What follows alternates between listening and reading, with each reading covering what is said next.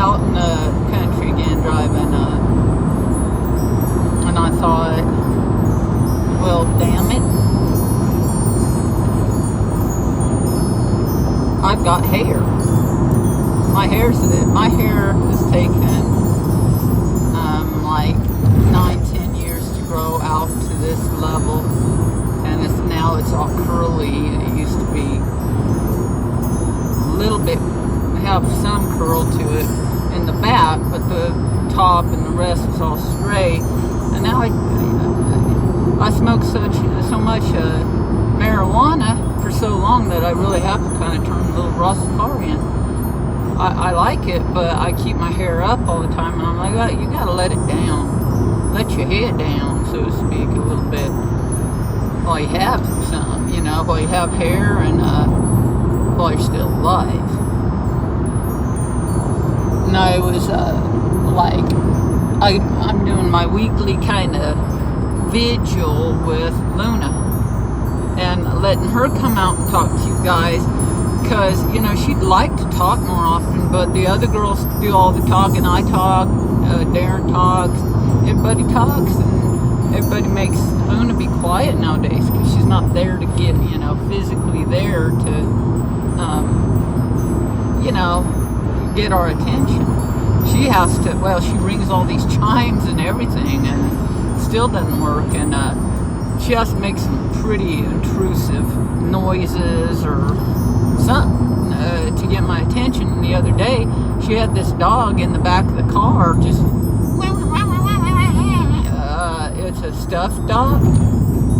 Till I had to take that stuffed dog, it freaked me out. I thought it was Luna suffering, It wasn't me suffering from it. It was me trying to get your attention, and then you just took that thing and threw it real hard against the concrete and bashed it till it shut up. You wouldn't like it if somebody done that to you. No. I'm in Gallisdale area again. But you guys just have to use your imagination. I don't know. Oh man, it's getting warm. Yeah, I have to have my grandma go on a long road trip for me to be able to talk. It's, we've got a spin-off that I don't know how many videos we have for it, if it's more than one, because there's one called Dying with Luna, spin-off at her request. Yeah, I requested that my grandma do a spin-off of me dying, but she was feeling so terrible when I was dying that she didn't do a lot of filming. So I don't know how much footage we have for the spin-off, but this could be a continuation of it, right, Lemon? That's what I was just thought of. You didn't think of it, I thought of it and put it in your head.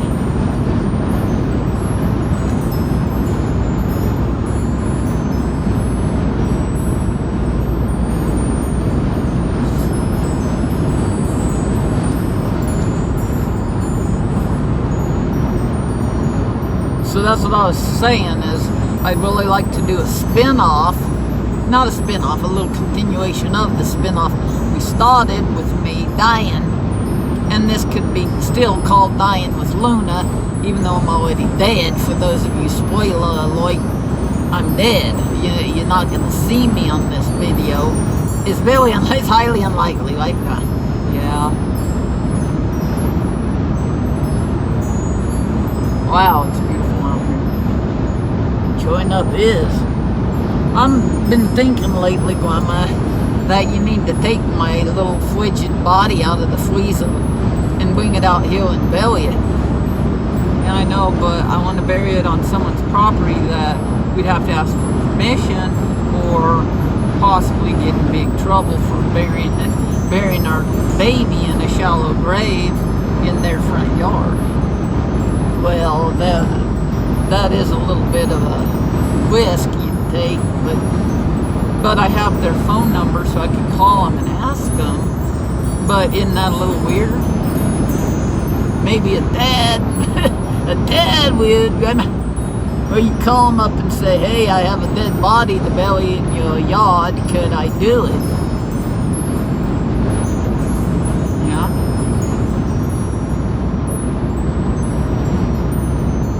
But they might be real nice people and let you.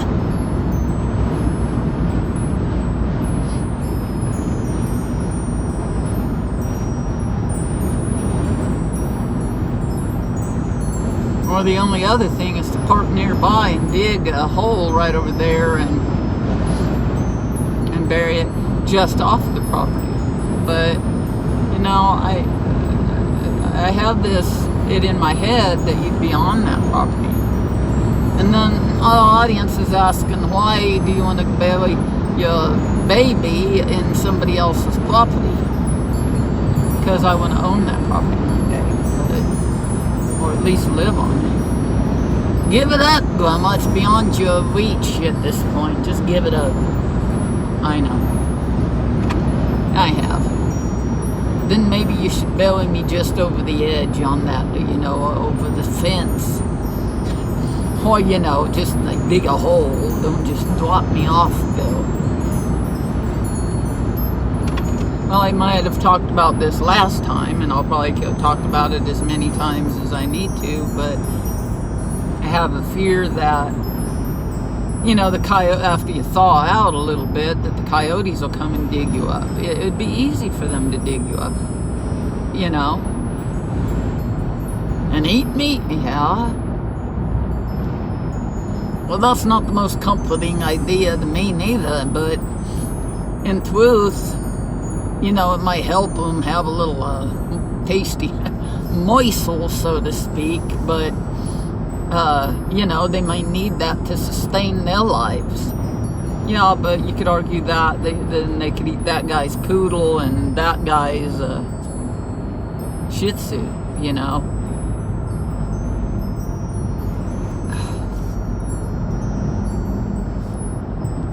But what I heard about out here is that they do eat that guy's Shih Tzu and that guy's poodle.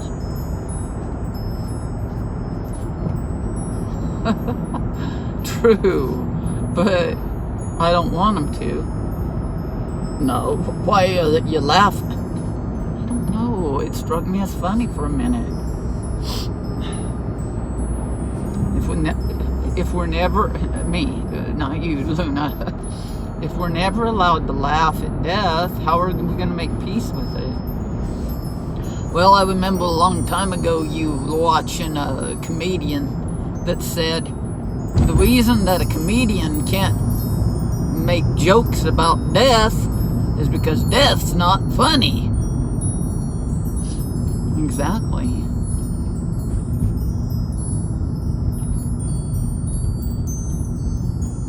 Something's going on around here. But I don't know what it is. Maybe they're having something's open. Oh, a neat gallery. Dang, cool. Do you want to stop, Grandma? Maybe next week. I don't know. I'm shy right now. I'm so preoccupied with death. Nobody wants to be around me. I mean, and I don't want to be around anybody. I only one I want to be around, Luna, is you, because you understand it. You understand. I sure do. I sure do, Grandma. Everybody else either says, there is no death, nobody's gonna die. Like, no, I've seen it. People die. It's gruesome as fuck, too. I know. I went through it, and it wasn't pretty, and I'll tell you, I was, you know, you were beautiful, Dobby. Not Dobby. What the fuck? I'm Luna. You've already forgotten me. I've only been gone 2.5 fucking years. Now you're calling me dang Dobby. Well, Dobby's with me all the time. What the fuck do you call this? I'm literally with you all the time. Dobby's not even here. I'm literally with you all the time.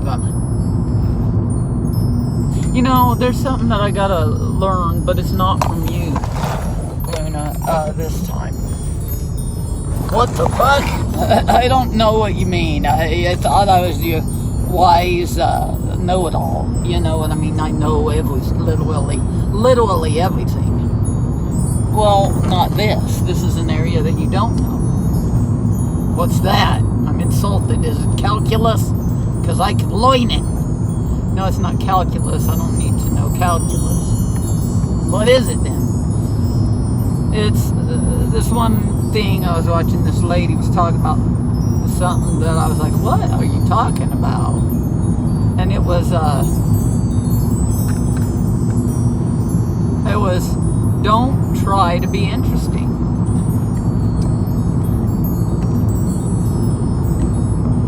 And I'm like, I don't know if I try to be interesting, but I know why you didn't come to me for that, because I'm interesting. It don't matter whether I try or not, but I've told the audience and you and everybody else who listen that I had to become charming to survive.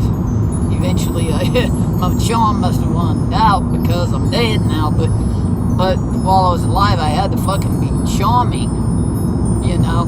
I had to be charming to get food, to get water, to get shelter, to get love in every sense of the word. And, you know,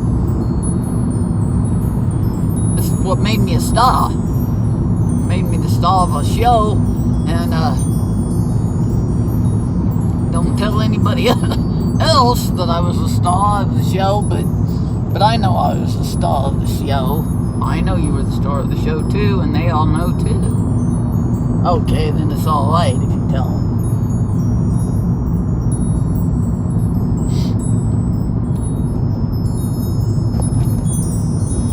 They already know, you don't have to tell them. But it was how not to be interesting. What?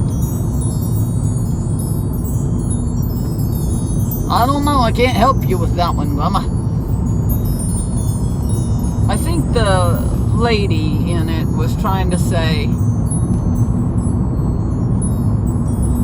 you know, something like, you don't have to spend all your time entertaining other people. You can just be yourself. Yeah, but how do you do that without entertaining other people? Right? Exactly. I don't know, I'm a born entertainer, and so am I, but I realized today, you know, I don't need to be entertaining anybody, making them laugh, making them think, making them cry, then making them laugh, or making them laugh, then making them cry.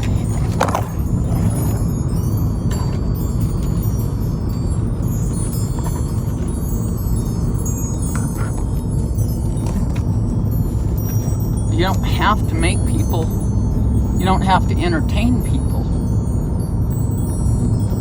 is the point. Just be yourself. Well, isn't that yourself to entertain people? I don't know, Grandma. All I know is I am just a born and now dead entertainer. I know, that's what, but like, I wonder, like, who would I be if I weren't so damn entertaining? Be fucking boying, if you ask me. Yeah, that's alright. It's alright to be boring. Doesn't appeal much to me, but that might be something that I'd feel worse than death, is to be boying. You know what I mean, Grandma? Yeah.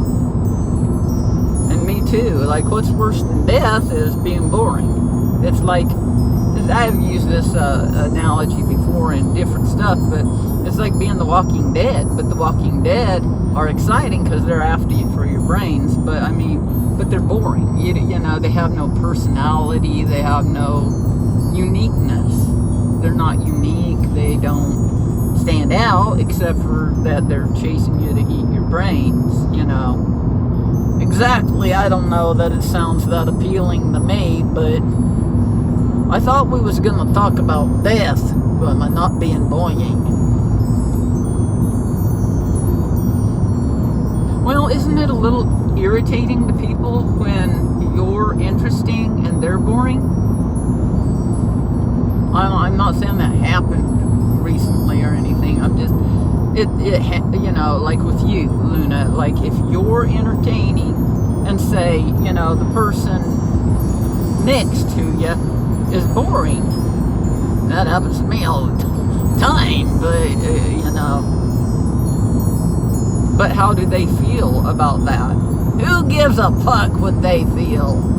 Let it go. That's what I've been trying to tell you. Let it go. Don't give a shit what other fucking people think. Grandma? But yeah, but is that not giving a shit from about what other people think, or is that just a inverse of that? Don't fucking accuse me of that psychology shit, Grandma. I'm not gonna buy that shit. I said fucking quit giving a shit what the fuck people think of you, and just relax and be. And I'll tell you, when you relax and be, you're just gonna be totally fucking riveting. That's what I'm saying. I'm a natural. You're a natural. I mean, I taught you everything you know, but you're a natural, Grandma. The reason that you get a guru like me is because you're a natural. And I saw it from the beginning. And I said, I'm going to teach this lady, my grandma, how to be interesting. So I went for it. I said, I'm going to perform, and she's going to learn to perform from me. I know. That's why I'm asking. Well, not this question about being boring, because you could never be, but you rivet me. You rivet me, Luna. You rivet me. I know I do, and I'm not alone. You're not alone in how I rivet you. I rivet everybody. I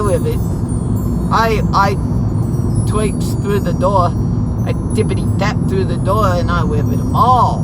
But that's all I gotta do now. I'm like Ava Gardner. I'm like Elizabeth Taylor, Audrey Hepburn, Ingrid Bergman. And I walk through the door, and every head turns. Every head turns, because all I have to do is, make my presence known, and that's the end of it. That's the end of it. I don't have to say shit, except for now I don't have a body, but, besides that little fine-tuned detail.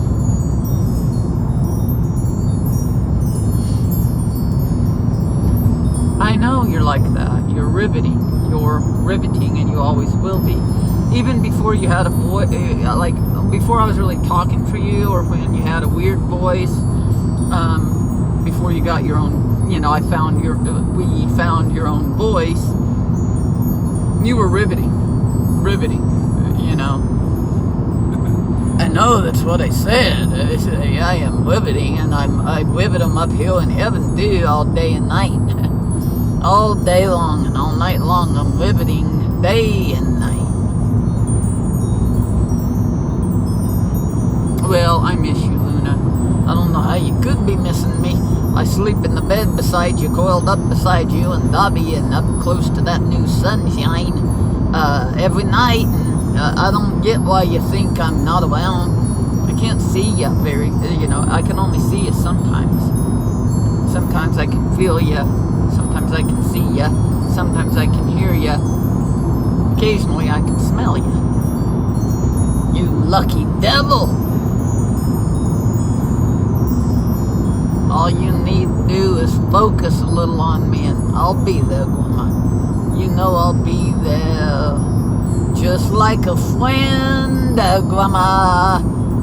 Just like a friend to my grandma when she needs me, when she wants me, when she just needs a little cuddle, like Grandma. Yeah. Just all you gotta do is quit worrying, quit focusing on the negative, and just think of me a little bit, and I'll be there. I'll be there just like a friend. I'll be there just like a friend to to my grandma.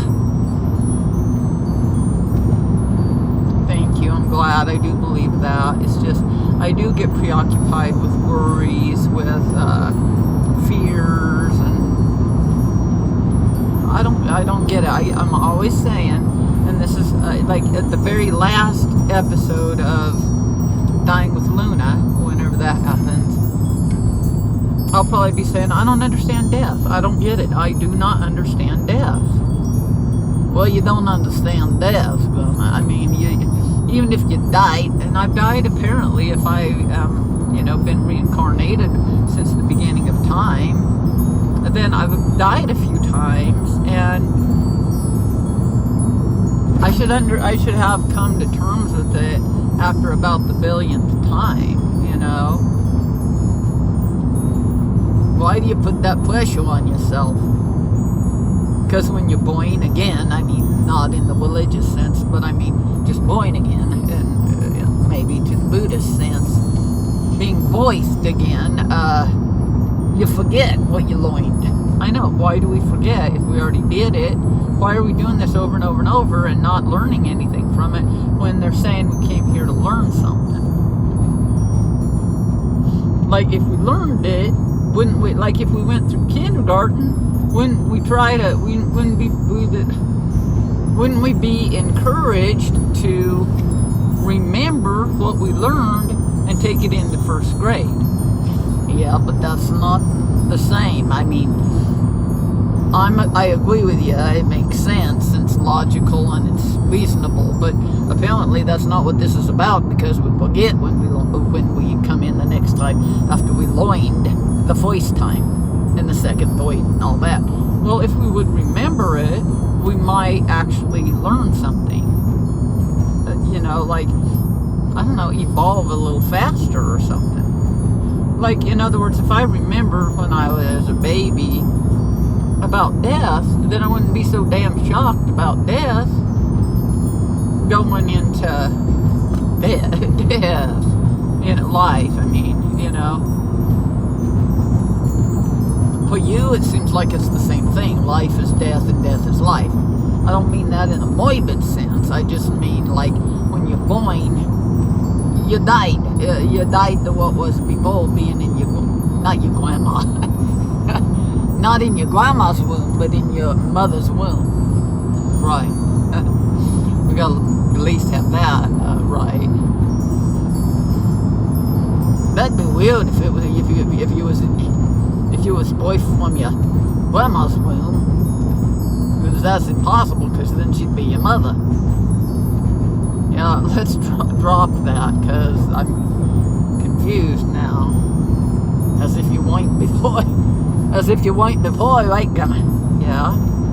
So, like when, yes, I agree that when I guess when I do remember being in the womb, I also remember being 8 days old, and I also remember being 5 months old, and other times when I was real little.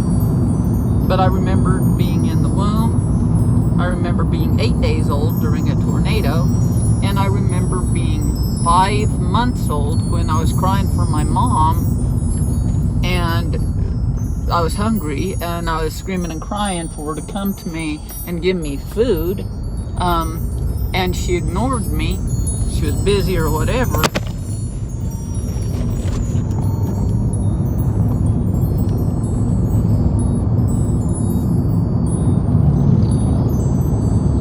Motorcycles going to Madrid. They're going to Madrid, I'm not, but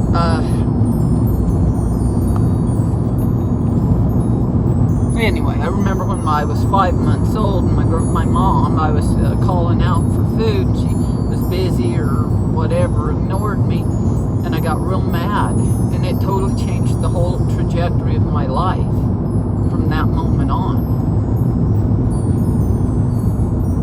And it would. You'd realize for the first time, maybe other people learned it early or maybe a little later, I don't know.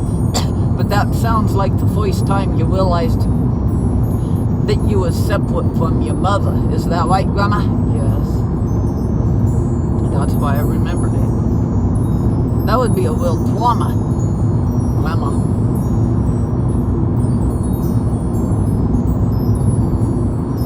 So if I remember, like for me, life is a series of deaths. Like when I was born, I died to being in my mother's womb. And then when I was conceived, put in my mom's womb and what have you, then I died to being a spirit only. You know, I became a physical thing. That was the birth, but with each birth is a death. And with each death is a birth. I don't know about that, but I mean, I think so. Well, it's kind of like if you walk out the door. Let's compare it to the womb. Let's call it a womb, a bedroom. You walk out the bedroom door into the living room. Okay, so you walk out the bedroom into the living room, and that makes so much sense. Well, it does. So you walk out the bedroom into the living room, and you are dead to the bedroom, and then you're alive to the living room.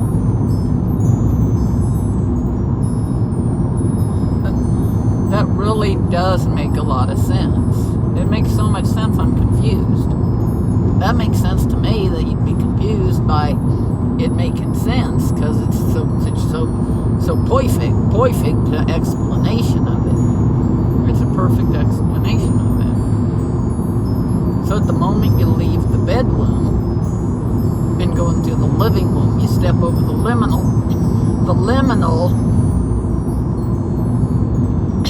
You step over the liminal. Sorry, everybody, my grandma voice, but you step over the liminal like plopping out your mother's womb. You voiced you was in the mother's womb, then you was out, and that liminal phase, I won't mention the details, but there's a liminal that you go through. And then once you step through that liminal, you're in the living room. Exactly.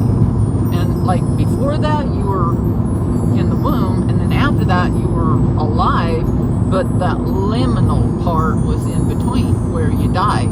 You died to being in the womb, and you were birthed into being in the living room. Through a voice that may have never been spoken by.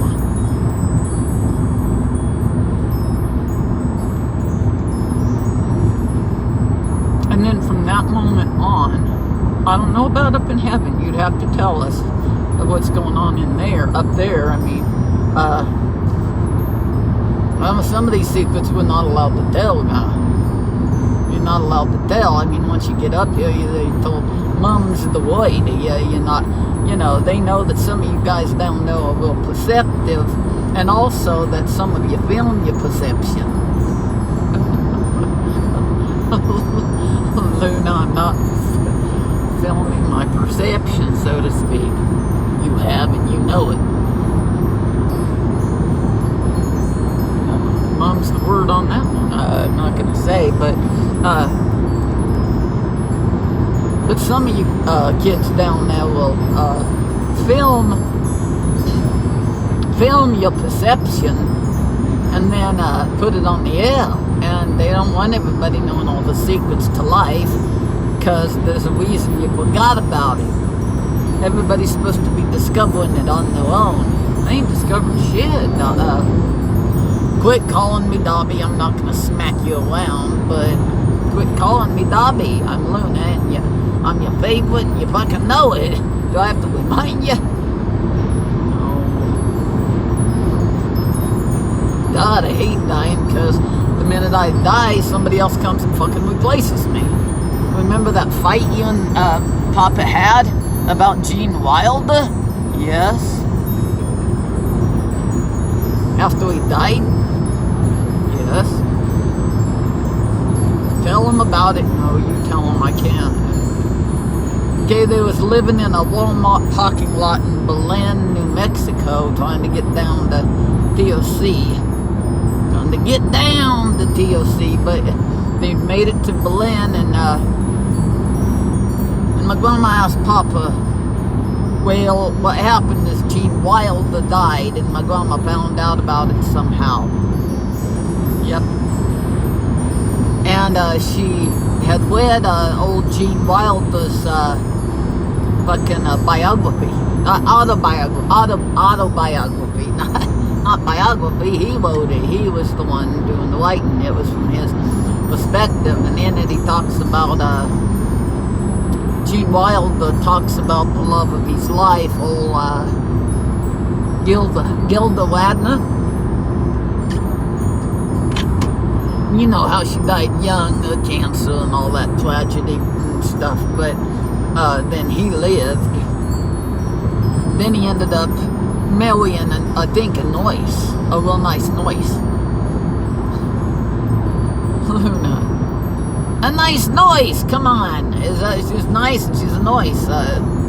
Quit it. I'm trying to tell the story, but he ended up marrying a real nice noise. And whenever Gene Wilder, when they announced his when they announced his death, not his death, when they announced his death, he was married to a noise who helped him die, right? Yeah.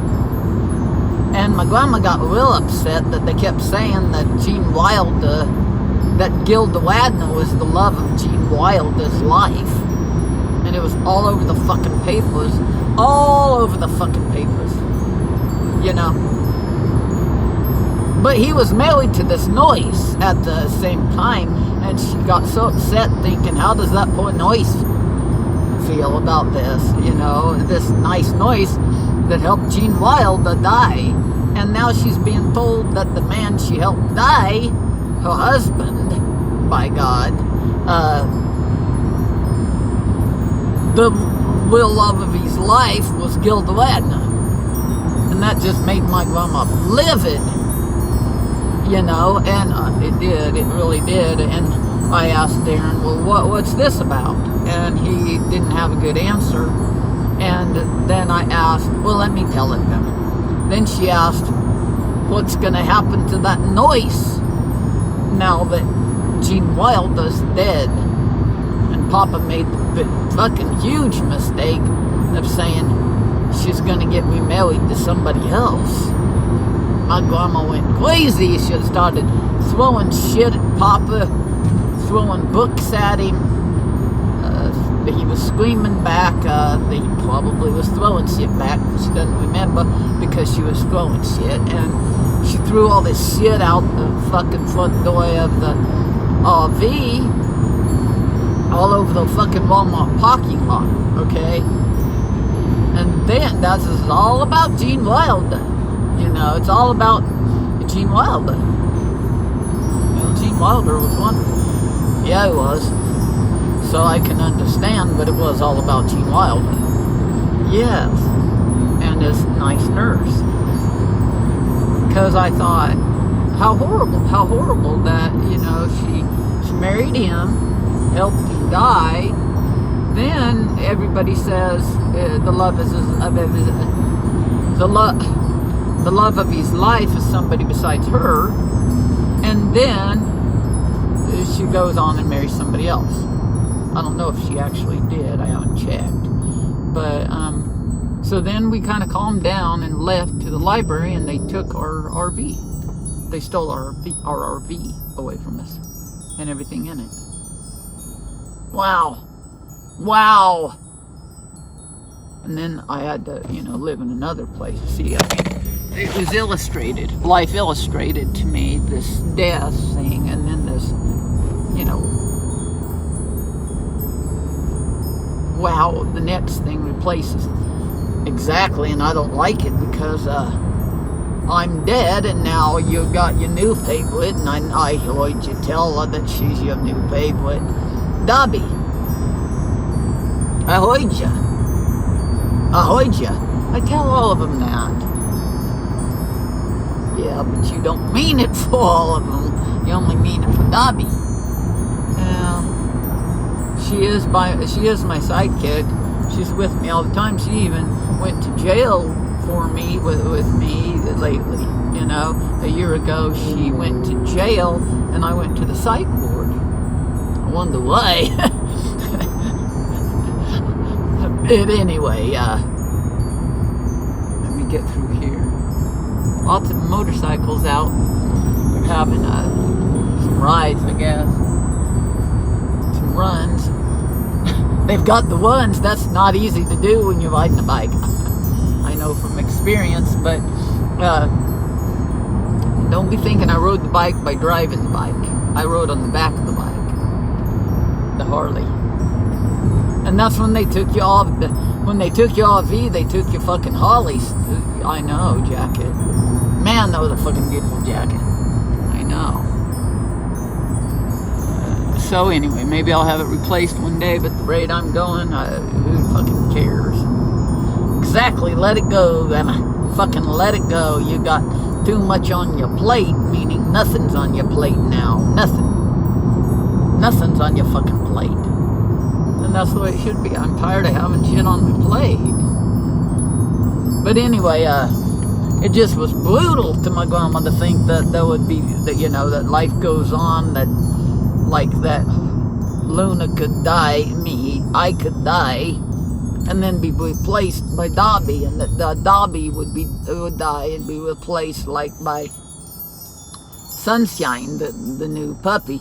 But they're always telling parents to tell the kids, if the parent or the dog or the brother or the sister or the whatever dies, that not the, you know, you can't, you got to tell your kid you can't replace your sister with another sister. That's not the same thing. But in truth, you do.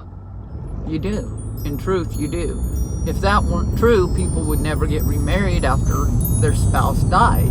And some don't. But, and that makes sense. But, it makes sense to me. But I wouldn't probably be like that. But maybe, I don't know. But I'd only wish to be like that. I wish I could be like that. But anyway, but I doubt I could actually be like that.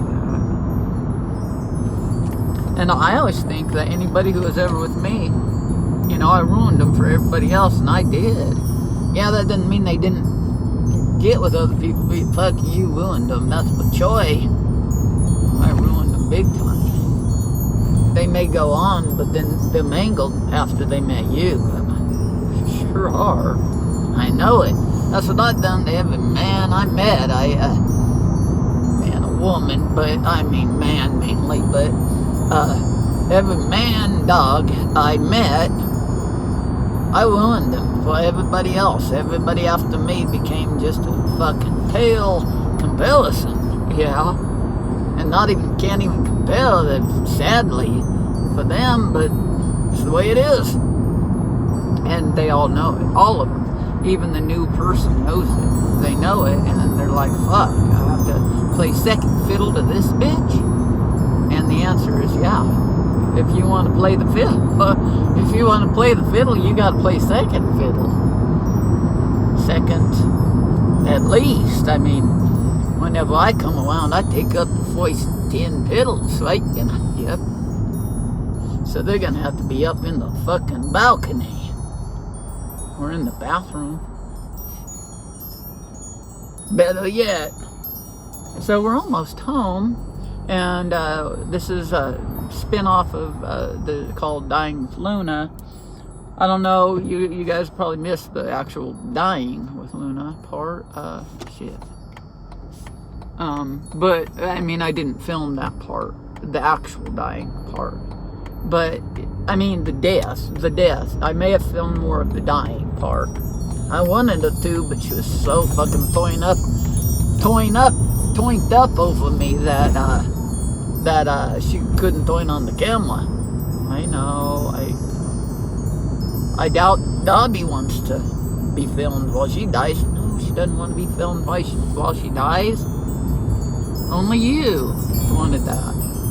Well, if you fucking have to film Dobby, then you'd have to do it. It's, you know, apparently we're not special. That's what they keep trying to tell me. They keep showing me this, that I'm not special. Fuck that. That's bullshit. You're fucking special, mama. They tell you your whole life that you're special, you're unique, you're a child of God that is irreplaceable and of infinite value, and then they say you're not special, you're not unique, everybody's the same, nobody's unique, nobody's special, that kind of stuff.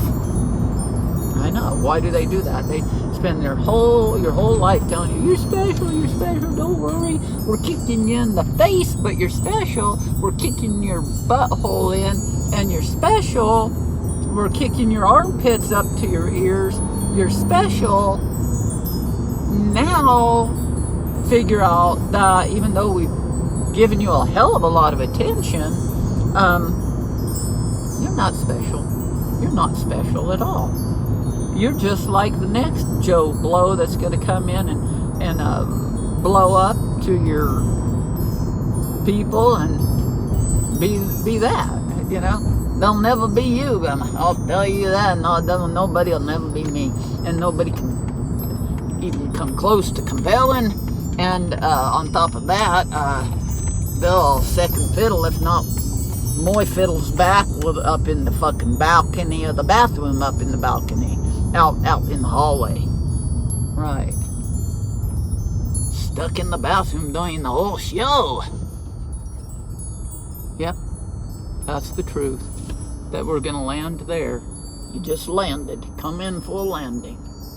And I did find a desk that Darren got out of the trash for me today to put my books on, so I'm glad about that. You needed not a bookshelf, but a shelf for your books, and I had it arranged to have it put in there. Grandma, you did? Yes, I did. Okay, say goodbye, everybody. Goodbye, everybody. Goodbye, everybody. I look a little like Sammy Hagar, who I can't stand. Why can't you stand old Samuel Hagar? Because he's too arrogant. But he had nice hair. I wonder why he was arrogant.